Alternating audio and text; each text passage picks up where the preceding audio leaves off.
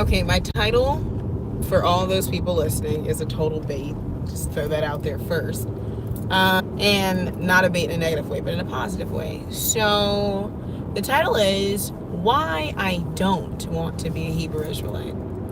And the premise or the basis of the title is to deal with people who seem to be interested, or who you've talked to who are in organized religion, who are having trouble crossing over or crossing the bridge into becoming or accepting their identity as Hebrew Israelites. Okay, so first, shalom. And I haven't done it in the car video in a while. It's kind of interesting actually getting behind the camera like this. But let's just go straight for it. So I'll deal with me first, and I'll move forward. So for me, I had an encounter over the past weekend that was interesting to say the least. And when we have encounters where we operate outside of our authentic self, and when I say authentic self, I'm not talking about the person that you have always been, but the person who you are supposed to be. So for me, it's when I'm Marika and not Hulda, okay? And a friend of mine who was in that experience with me pointed out the fact that in this experience you were Marika and you were not Hulda. And so I am not acquainted with Marika, I only know Hulda, and it threw me for a loop. And so for me at first, the initial experience and the initial comment was off-putting, but then in unpacking the box of whatever disappointment or discouragement or whatever came with Marika, it led me to down a path during this past week and a half or so into a crisis of self, which then created a solidification of my authentic self. And so in saying that, going back to the title, I can understand now why a person may not want or may reject or may have reluctant feelings to becoming a Hebrew Israelite.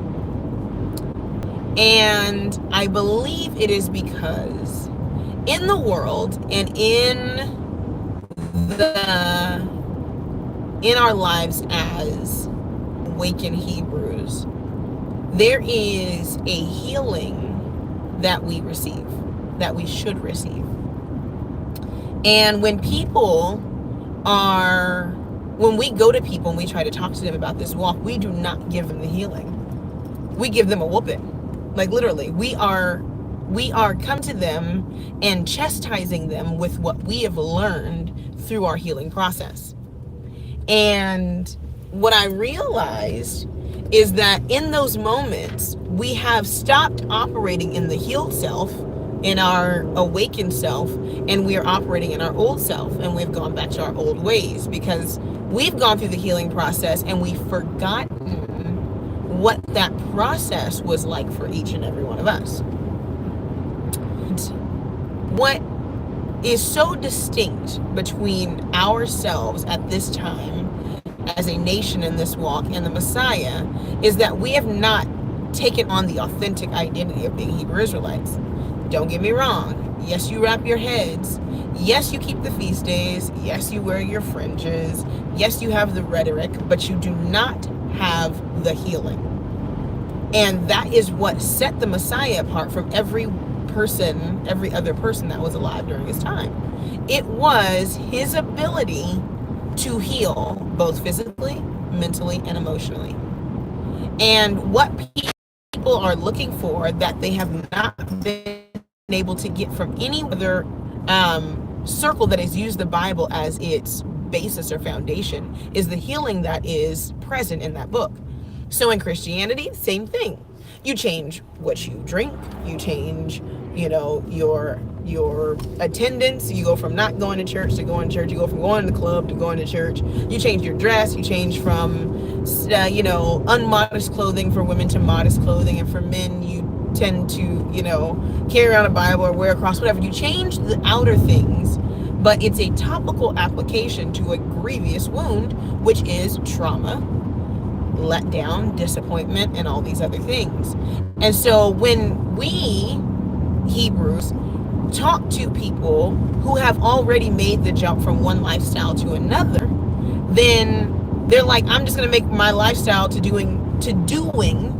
practicing ritualistically doing different things. But where is the healing in what you have for me?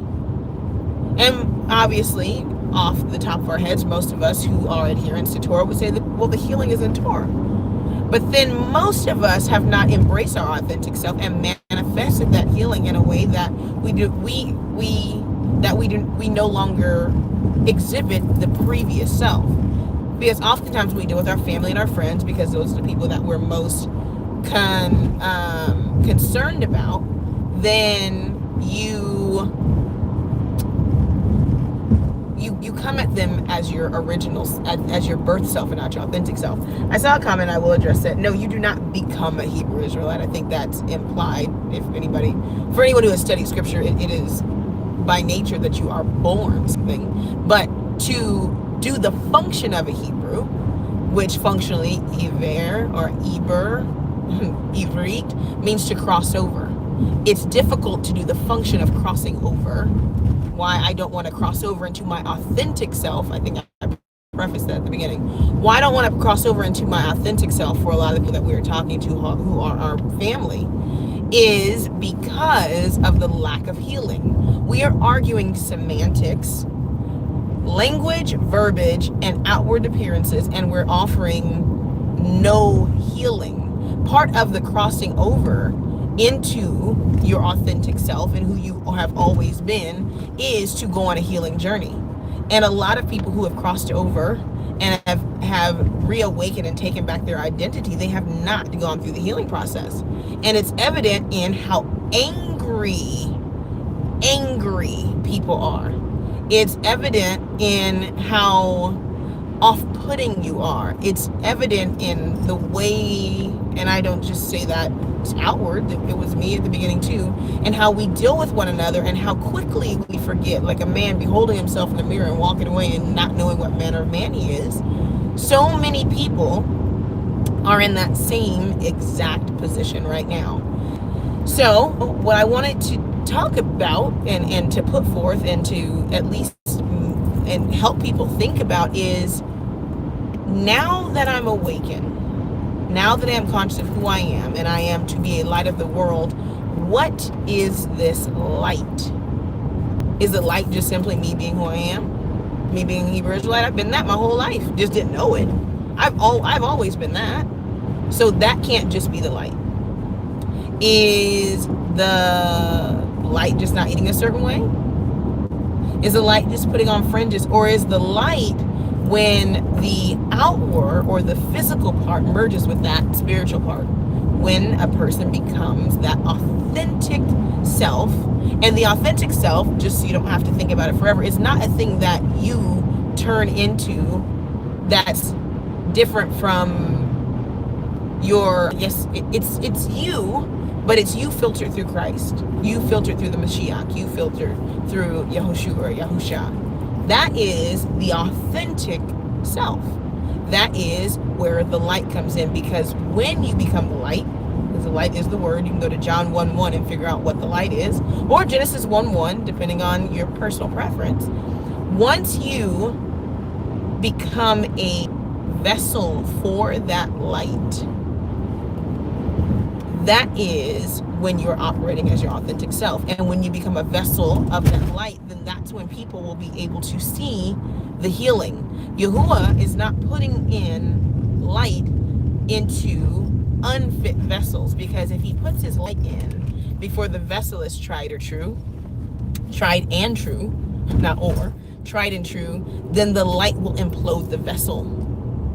So right now, as we get ready and as we prepare to enter into our new year, new year, new me, right? Our job, especially as we enter into a time that is winding down, our job is to heal so that we can be healing conduits, as a friend of mine would say, for other people. We cannot continue to operate in brokenness and think that people are going to want to hear what we have to say. We have to heal. A lot of the people that we're trying to reach are people who have abused us, caused trauma, damaged us, hurt us, disappointed us, or broken us. And so when we come to them in a sense of pride. And we're trying to bring this message to them because we feel like if they get this message, and somehow it will heal them and in turn heal what they've done to us. That is not the proper process for people getting this truth. First, you heal. And then you live out that healed self, and it will compel those around you to begin the healing process. Because truly, no one has wronged anyone just wronging them. But the basis of all wrongs that we all receive from within or without our community, from our family, is because of brokenness. Is the only thing that can bring that healing, but people have to see that the healing has happened for you first. It's the ability to heal and to be healed is what is attractive. Not your words, not your fringes, not your ability to quote scripture. It is have the things that you are telling me permeated into you, and are they renewing you and healing you? When that happens, I am convinced to a certain degree that we will not have to do what we're doing and trying to reach people, but they will be seeking out us like a light on a hill. Where is that light coming from when everything is darkness? That is what people are looking for. But if we're standing in the midst of the darkness, either hiding our light because we're not willing to become our authentic selves, which is to be a reflection of the Mashiach, or if we are covering it in our hate, anger, malice for these people, or covering it in an outward appearance, people will never see it. The moment that we start being an ensign to the nations is when we'll see things turn around. Messiah didn't have to go after people. It was easy. They saw the light, they saw the healing, and then they followed him. When people see us, they should see that same light. I'm our light.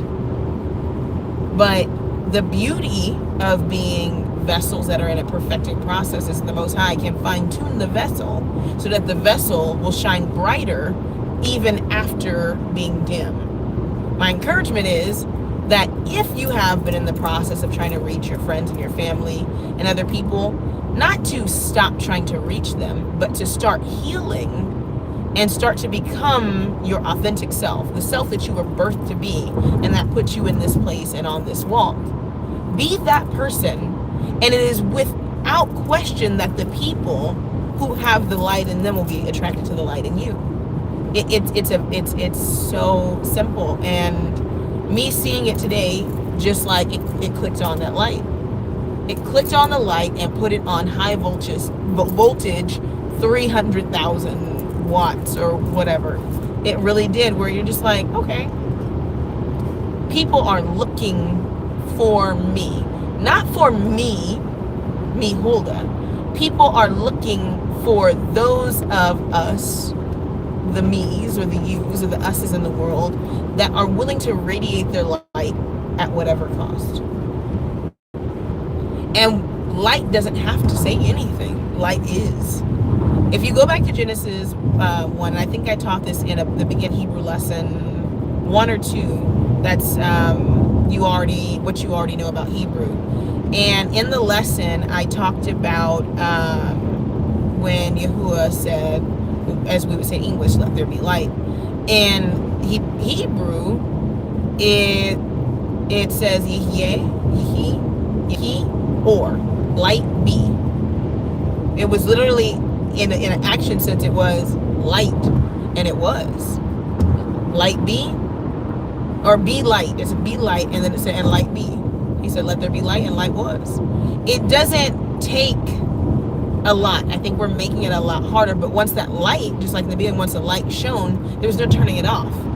Once you let your light shine before men, there's no turning it off. But we have to get out of the way. There's a Lauryn Hill lyric that just came to my mind, and she spoke about, and I'm paraphrasing, but she says, casting shadows because our back is turned to the light, not realizing that it's you that's in the way. It's shine, but if we're still operating in levels of darkness within, then as we stand, right, and we're face to face with the Messiah, with the Word, with Torah, then we don't even see the light, and all we see is the shadow and darkness. But if we would just turn around, go face to face in the Word, and let it transform us, when we turn back to the world, we will reflect the light that is on us. That is something that happened to Moshe. When Moshe went onto the mountain and he stood face to face with Yah, and he came down, right? And he got the Word and he got the Torah, and he came down after 40 days. The people were afraid of him because his face shone. Now, there's a different interpretation, but for all intents and purposes, his face shone. And because that happened, the people decided that they would veil him. Because, see, the people didn't want the light. But it didn't stop the fact that his face shone, even when you covered it. I think a lot of us, because of our fear of how people's faces are going to look when they see our light, we hide it. And we've reached a time now where we can't hide our light anymore. Our light is necessary and imperative to the healing of the world. It sounds arrogant, it sounds lofty, and it sounds a little insane when you talk about the whole world in conjunction to people who have been broken and misused and disenfranchised for 400 years plus.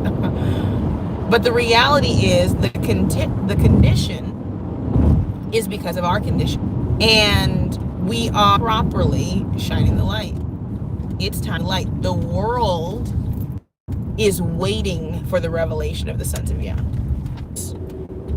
Is waiting in anticipation for us to begin to shine our light so that everything will then begin to operate as one. And when we do that, and when we do go and we go talk and we go and share the information, it won't be a laborious process because there will not be a going but a coming to. We are supposed to draw them in. The function of Zitzit is attraction. The function of Torah is attraction. The function of the feast days is to draw and attract. We don't want to repel. Our job is to attract those who are looking. The whole universe and every human has eternity built up and bound up in their hearts. And they're looking for the person or the thing that's going to say, that what you have is what I'm looking for, is what I need, is what I want. Where did you get that and how do I get it? It's not a lip service. It's us operating in our authentic self and our authentic function. So I hope that helps someone. And I hope that answers the question or gives some insight into what and how we should be operating and reaching out in the world. What is our function? And I don't know. Pesach is coming up. I hope you guys are in preparation. This week we will be doing a video, kind of calendar based, more or less why we're keeping it at the time we're keeping it and what we're doing.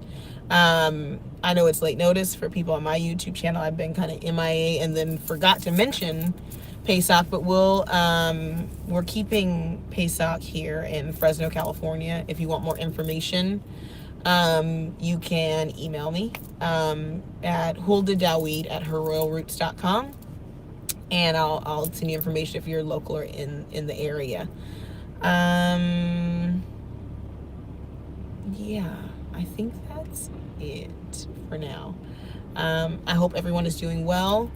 And I hope that in the process of healing, since I mentioned this, that we really take out time to really examine and heal internally. So on this Sanity Sunday or Mental Health Sunday, really start to do some introspection on why the word is not effective when we're reaching out, because it should be. Now, when people harden their heart, that's not our business, of course. But as we reach out and survey the soil that we're sowing into, because that's part of the process, is knowing where you're sowing. You're not supposed to be casting pearls before swine. As you're sowing the word, make sure that the soil has been prepared before you sow the seed of the word in it. And if that is the case and the soil is prepared, then the Most High will bring the increase. All right? Shalom, shalom.